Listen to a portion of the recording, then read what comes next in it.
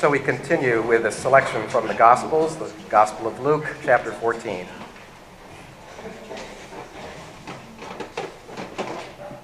On one occasion, Jesus was going to the house of a leader of the Pharisees in order to eat a meal on the Sabbath day.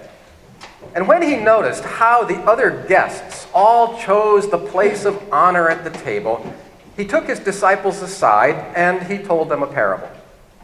He said, "When you are invited by someone to a wedding banquet, do not sit down in the place of honor, in case someone more distinguished than you has also been invited by your host. For the host who invited the two of you may well come to you and say, 'Give this person your place.' And then in disgrace, you would have to take the lowest place at the table. But when you are invited, go and sit down immediately at the lowest place, so that when your host comes, he may say to you, 'Friend, move up higher.' And then you will be honored in the presence of all who are sitting at the table with you. For all who exalt themselves will be humbled, and all who humble themselves will be exalted."